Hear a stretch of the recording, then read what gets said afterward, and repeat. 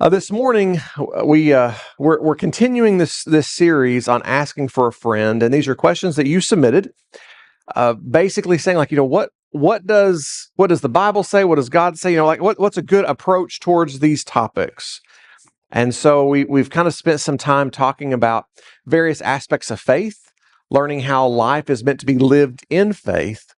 And this morning's question is very similar. It's the same topic, except from a different way. And this is this idea of how do I hold on when I don't see what his will or what his plan is for me? How do I hold on when I don't see his will or his plan for me or for my life? And that question is often asked when we're in the pits of life, is it not? How many of us ask that question when everything's going great? When we feel like life is going good, when all the stuff is, when I wake up in the morning and I'm having a great day. And I've gone through the day and I've had yet again a great day. Like all of it's been good. We never ask that question in the good parts of life. I think part of that is a problem. I think first off, we have to ask that question on every part of our life, including the times that are good. It's like, what is God's plan for me whenever I'm having a great day? When my bank account has $5 in it, whenever we're in the positive here and life is good, what's God's plan for my life? We should ask that question. But we ask this question when it's not going well, when our bank account probably is negative, when there's probably some sickness going on, whenever there are times, whenever we have hit all of the bad parts of life, and why they all seem to come in threes, I don't know. You ever figured that out? Why does life always seem to come when it's something bad, it seems to happen in a cycle. I remember one time, this was years ago, I had a flat tire which had to be replaced. It wasn't like we can patch it. It was, you got to get a new tire.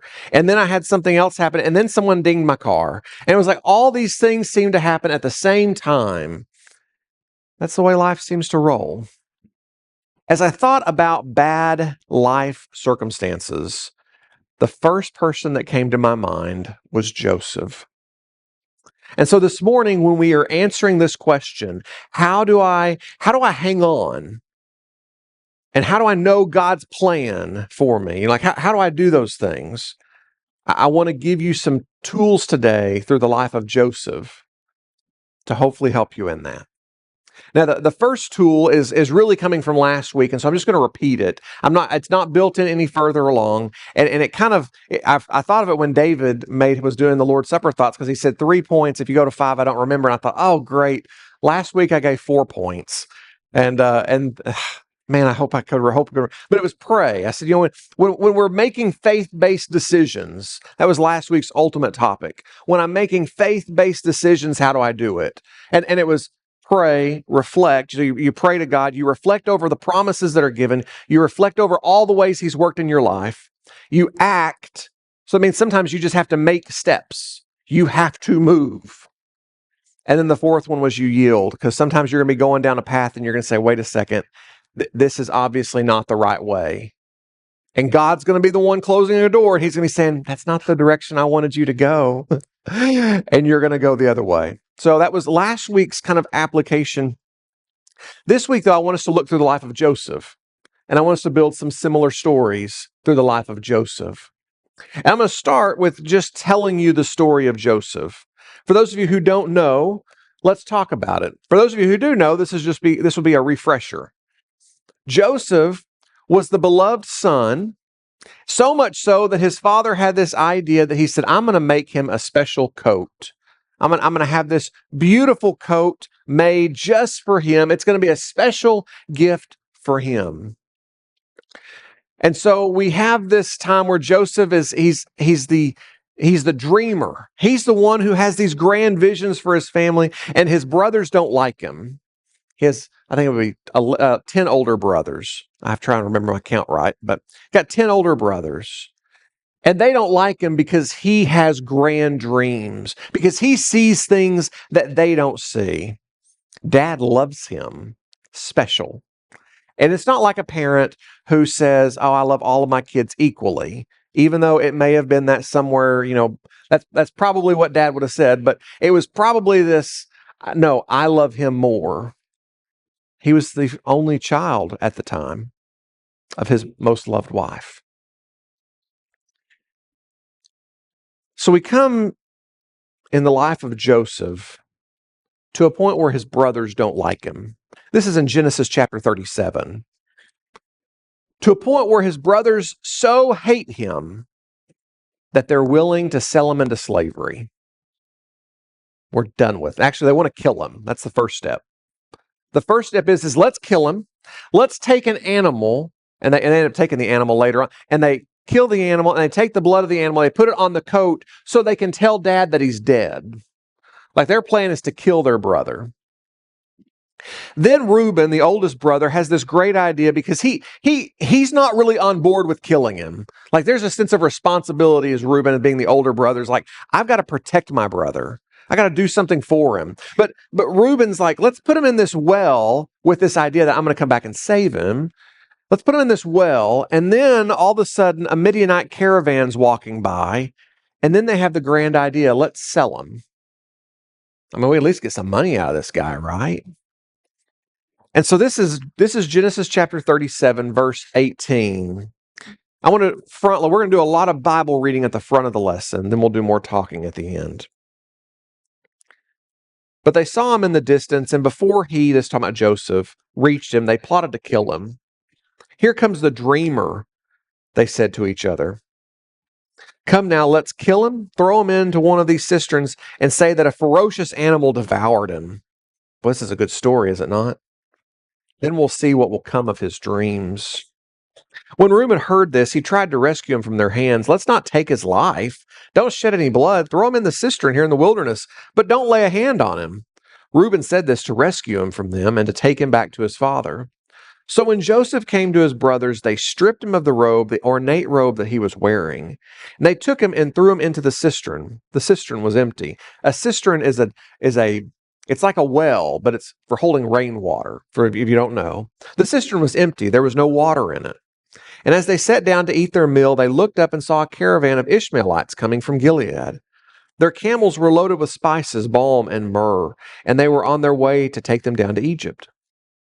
Judah said to his brothers, what will we gain if we kill our brother and cover up his blood? Come, let us sell him to the Ishmaelites and not lay a hand on him. After all, he is our brother, our own flesh and blood. His brothers agreed. So when the Midianite merchants came by, his brothers pulled Joseph out of the cistern, sold him for 20 shekels of silver to the Ishmaelites, who took him on to Egypt. I read this story and often think of the flannel graph pictures. If you don't know what flannel graph pictures are, when I was a little kid, it was this felt board that you had these other pieces of felt, and felt tends to stick to felt. And so you had all these like little pictures that the teacher would put up on the board, and it would stick up there. And I thought it was so cool. As a kid, you wanted to play with it. Of course, technology's changed now, but remember the felt board. And I remember thinking, like, as I read this story, I often think of Joseph being the little figure who kind of like stood there, hands by his side. And like, that's why all the Bible characters didn't, none of them were animated. So they just stood there, and the teacher had to move them around. And I often think of Joseph as not fighting. Like, he's the little brother, and he's just like, oh, help, I'm going to be thrown in the cistern. And you laugh because you're like, that's probably the way I kind of thought of it. Like, I don't realize that if someone was trying to hog tie me and throw me in the cistern, I would be yelling. The next county would hear. It would be blood-curdling screams. What are you doing? And he knows inside what's going on. He knows as they're throwing him into a cistern. By the way, cisterns aren't like shallow. It's not like it's 6 feet down and he can like reach the top. Like, this is going to be deep. He's going to hit the bottom, and it's going to thud, and it's going to hurt. So much so that they have to fish him out with rope. I mean, so when he's in this situation, it is not a moment of like, oh, help me. Oh, don't do that, Reuben. Please don't. It is this moment where he is grasping at life itself because he knows. He knows his brothers don't like him. He knows they hate him. He never would have imagined that the people closest to him would have been the people that would have wanted to kill him. None of us ever want to be the people closest to us. We never imagine those closest to us. We know sometimes the people closest to us can hurt us the most because they know things and they can, because their pain hurts a little bit worse because they are so close.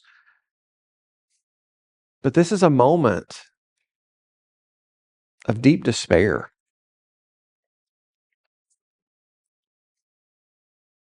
where everyone that's near him has left.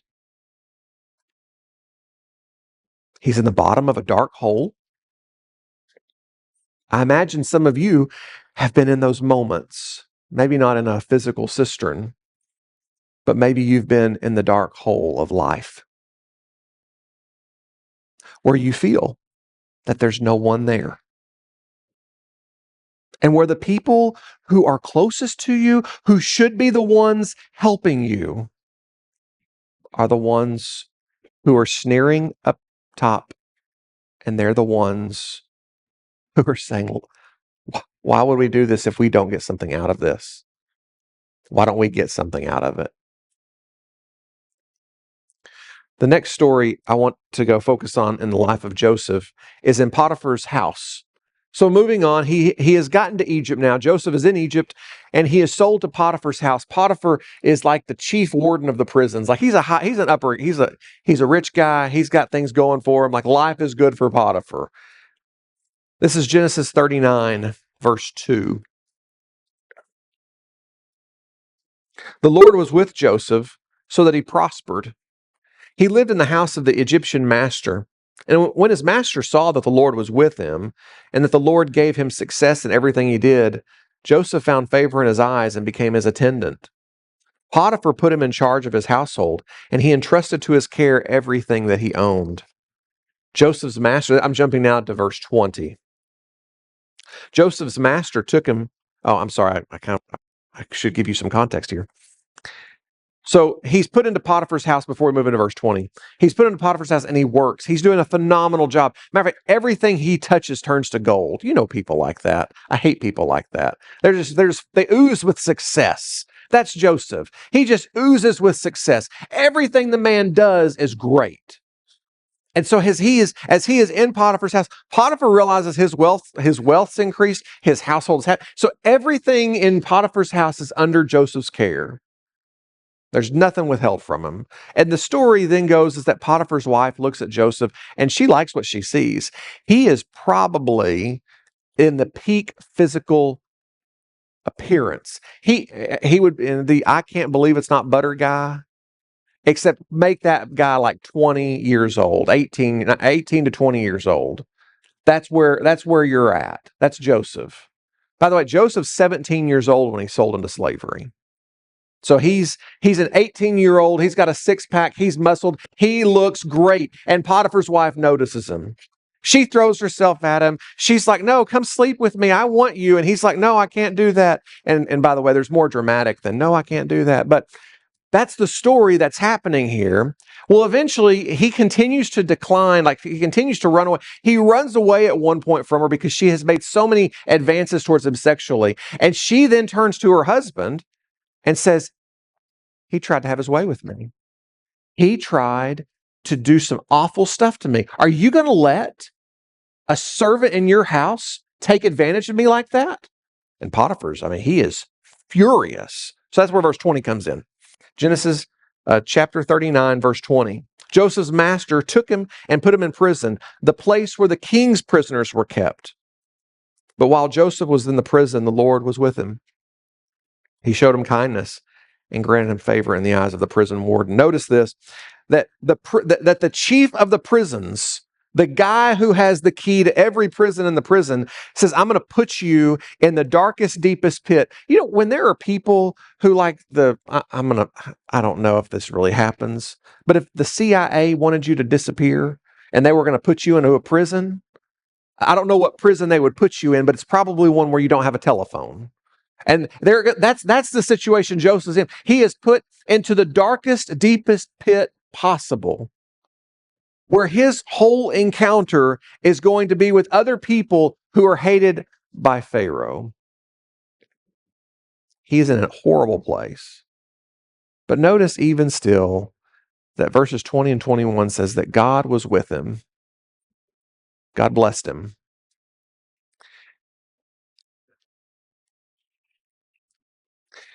So the story continues in Joseph's life, and what I want us to focus on now is his rise to power and his meeting of his brothers again.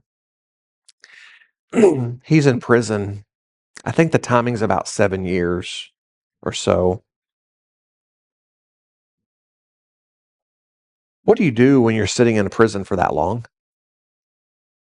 And mind you, this prison doesn't have air conditioning. He doesn't have health care. He doesn't have cable TV. And the toilet is that corner over there. There's probably not a bucket. Where your closest friends are other horrible people. Maybe the mouse or the rat that's running through too. What do you think about? Do you think Joseph ever pondered, where's God? What does he want me to do?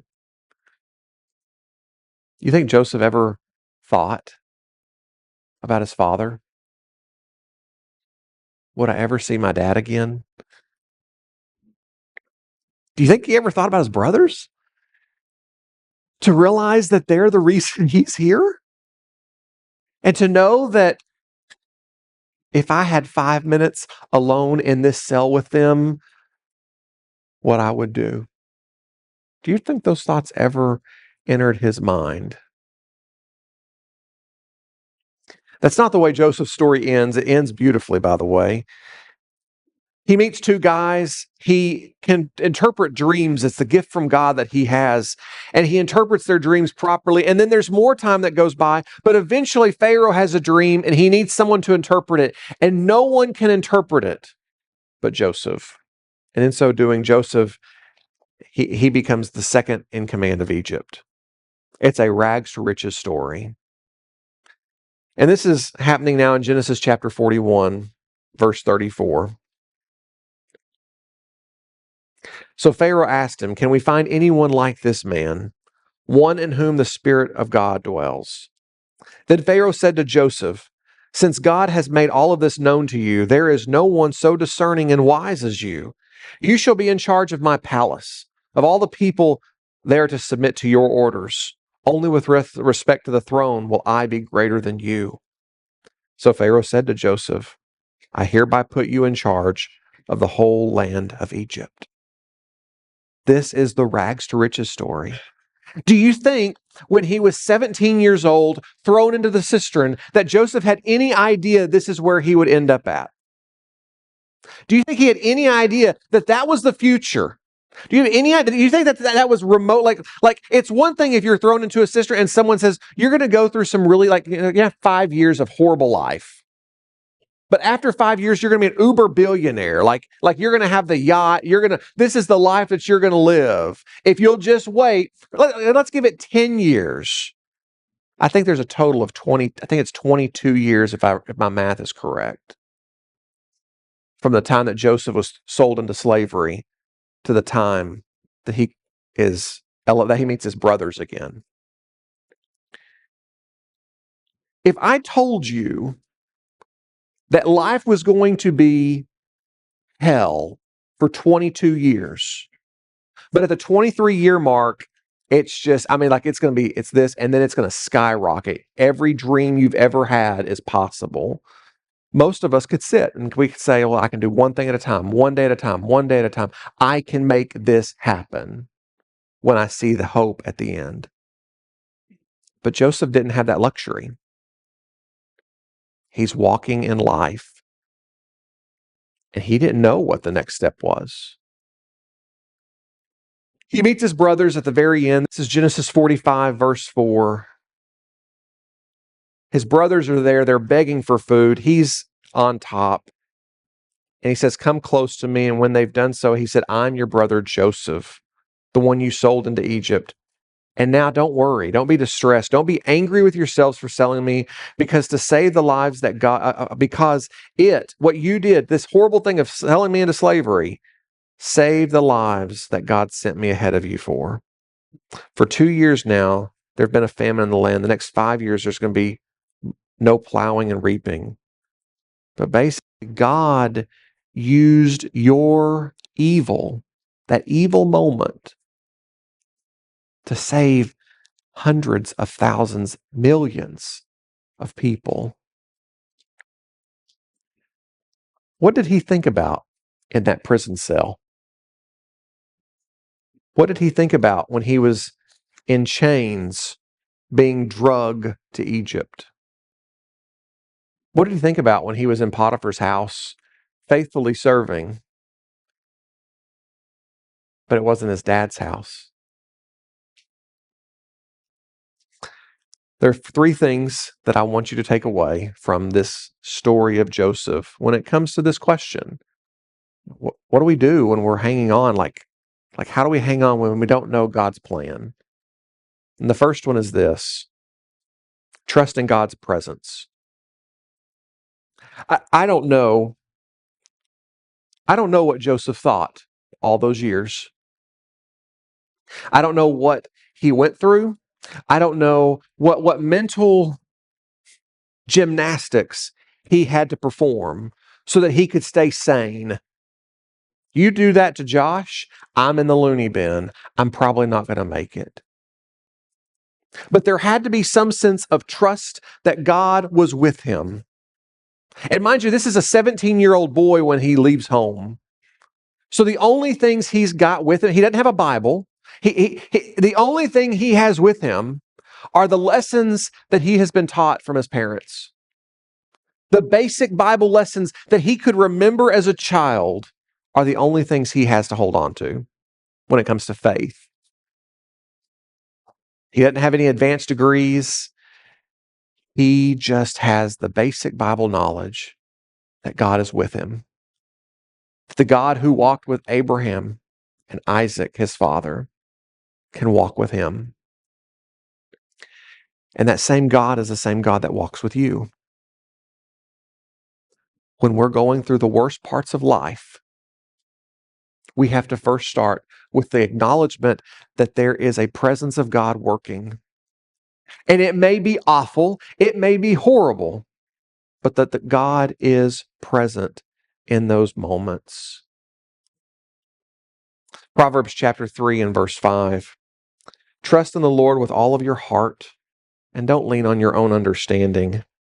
In all of your ways acknowledge him, and he will make your paths straight.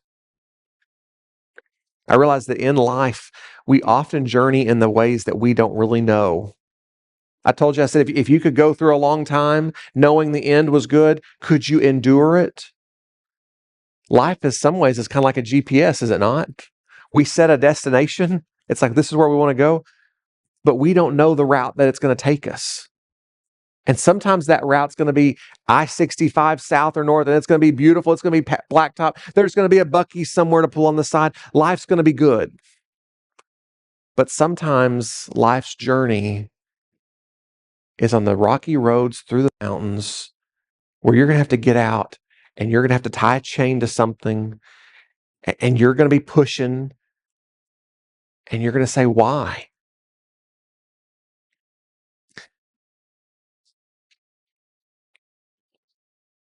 I think whenever I think about trusting in God's presence, verse comes to my mind is the Jeremiah 29, 29:11.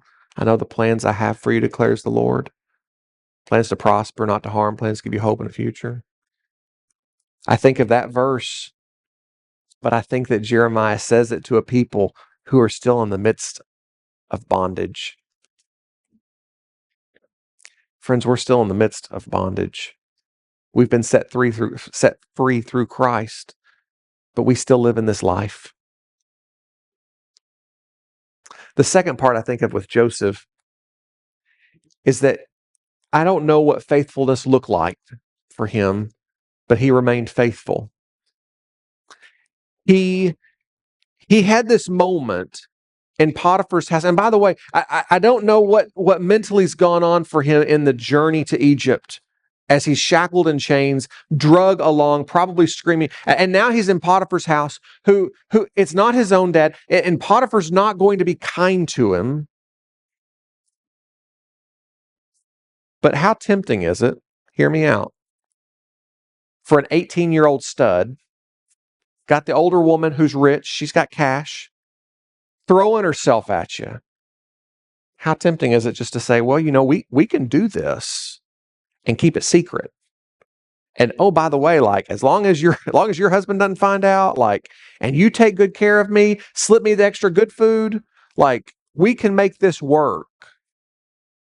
How tempting is that for the 18, 19-year-old guy? But he didn't. We never have recorded one moment in his life where he cursed God. Now, I don't know. In the bottom of the pit, is it possible that he may have questioned? It may be. But I have a feeling that if he really cursed God, none of the story would have continued. I think the story continued because he never cursed God. He remained faithful in some way. And I don't know what that faithfulness looked like, but I believe that in every moment of his life, he leaned on God and said, this is all I've got. I have nothing else at this point. And so I will stay faithful to him because he hasn't left me.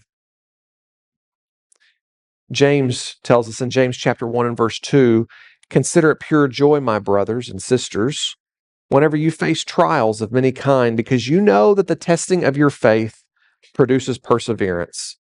And let perseverance finish its work so that you may be mature and complete, not lacking in anything.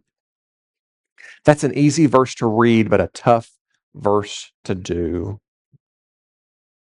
Count it joy when you experience trials. I think of athletes in this term because I think, what does it take to run a marathon? What does it take to do that?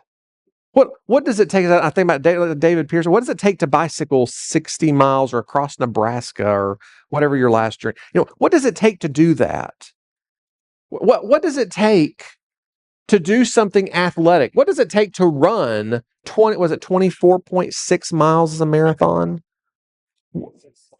26.2. Thanks.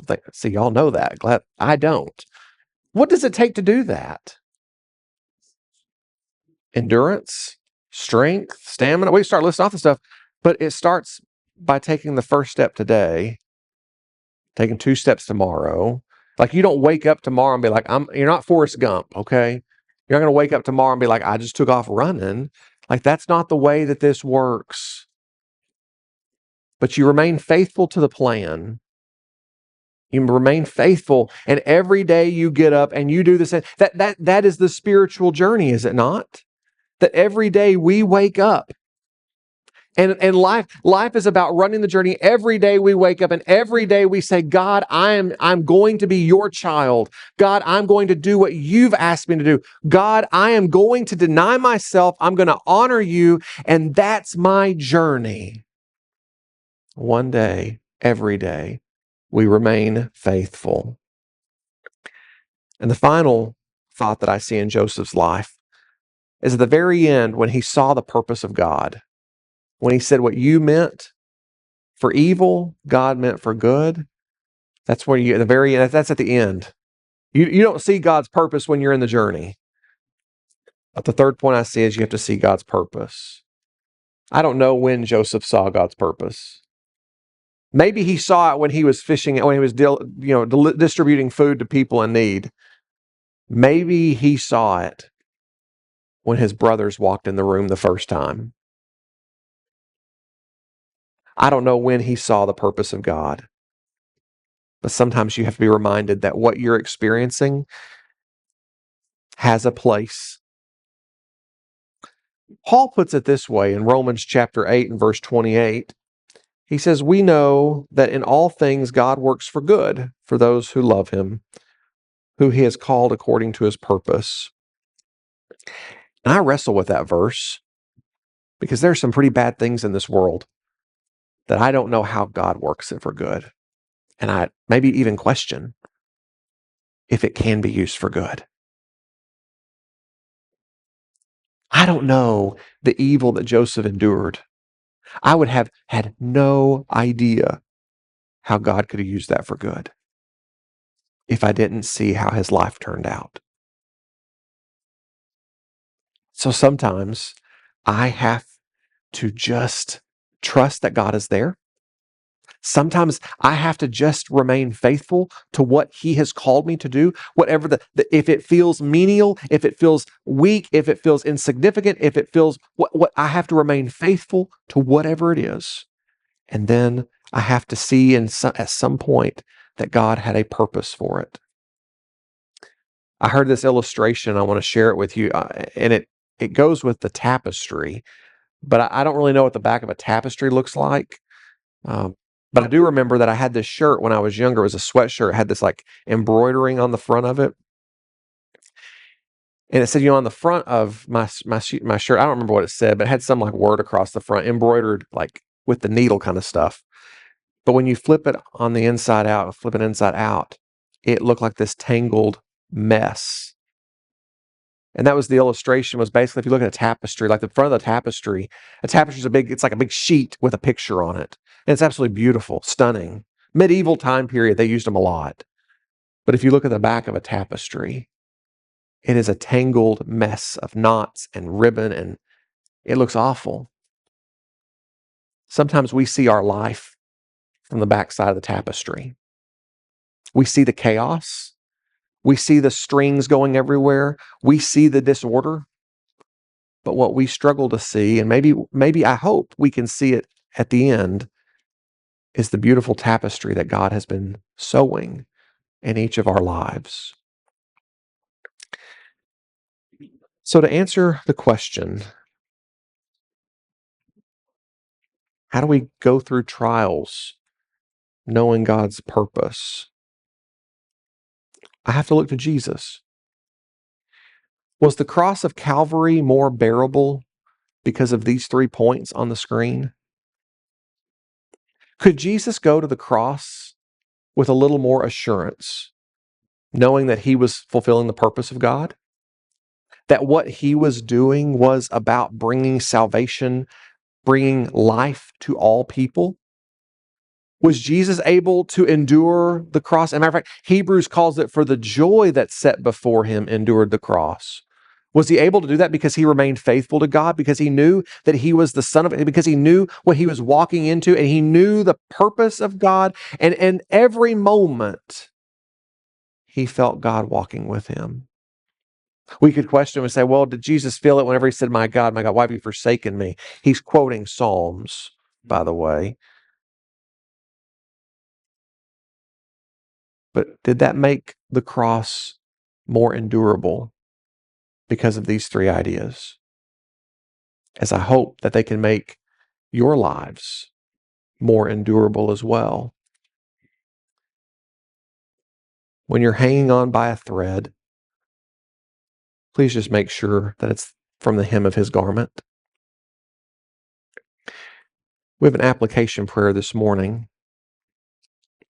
Philip Herndon has the application prayer. I'm going to go invite, there's Philip. I'm going to go invite Philip to come forward. And at this time, I don't know what your struggle is, but I do know if you need someone to hold your hand and walk through life, I'm going to be down front. If you need to submit your life to Jesus and give him your life, yield to him, come and find me at this time. Philip's going to lead us in this prayer. It's for all of us. But 2, at the same time, if you need something special, come and find me. Philip? All right, please bow our heads. Dear Father, thank you for leading us through this life. Let us have the faith to trust you, to stand by you on the straight and narrow, to make sure that we aren't tempted and that we stay faithful and stay a light to the world, to bring more into our faith and to show others. Thank you for everything you've done for us. Thank you for stuff that we don't know what you're doing, stuff that we don't know how it's working in our life, but it's definitely going to make a difference. In Jesus' name, amen.